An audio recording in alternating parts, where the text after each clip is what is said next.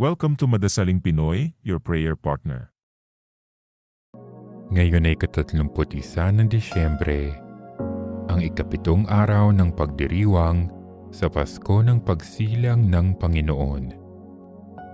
Ang mabuting balita ng Panginoon ayon kay San Juan. Sa pasimula pa'y naroon na ang salita. Kasama ng Diyos ang salita, at ang salita ay Diyos. Kasama na siya ng Diyos sa pasimula pa.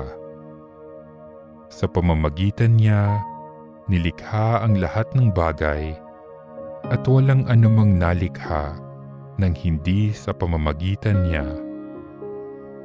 Mula sa kanya ang buhay, at ang buhay ay siyang ilaw ng sangkatauhan. Nagliliwanag sa kadiliman ng ilaw, at hindi ito kailanman nagapi ng kadiliman. Sinugo ng Diyos ang isang tao na nagngangalang Juan. Naparito siya upang magpatotoo tungkol sa ilaw at manalig sa ilaw ang lahat dahil sa patotoo niya.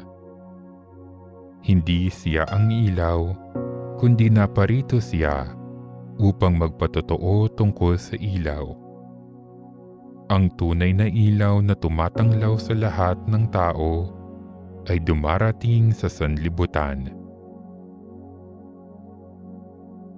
Nasa sanlibutan ng salita. Nilikha ang sanlibutan sa pamamagitan niya, ngunit hindi siya nakilala ng sanlibutan. Naparito siya sa kanyang bayan, ngunit hindi siya tinanggap ng kanyang mga kababayan.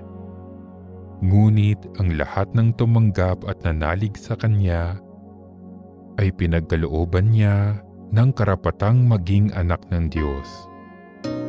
Sila nga'y naging anak ng Diyos, hindi dahil sa isinilang sila ayon sa kalikasan, ni sa pita ng laman o sa kagagawa ng tao. Ang pagiging anak nila ay buhat sa Diyos. Naging tao ang salita at sila'y nanirahan sa piling natin. Nakita namin ang kanyang kapangyarihan at kadakilaan, puspos ng pag-ibig at katapatan. Tinanggap niya mula sa Ama ang kapangyarihan at kadakilang ito bilang bugtong na anak. Nagpatotoo si Juan tungkol sa kanya, at ganito ang kanyang sigaw. Siya ang tinutukoy ko ng aking sabihin. Ang darating na kasunod ko'y higit sa akin, sapagkat siya ay siya na bago pa ako ipanganak. Dahil sa siya'y puspos ng pag-ibig, tayong lahat ay tumanggap mula sa kanya ng abot-abot na kaloob, sapagkat ibinigay ang kautusan sa pamamagitan ni Moises, ngunit ang pag-ibig at ang katotohanan ay dumating sa pamamagitan ni Hesukristo. Kailanmay walang nakakita sa Diyos, subalit ipinakilala siya ng bugtong na anak. Siya ay Diyos na lubos na minamahal ng Ama. Ang mabuting balita ng Panginoon.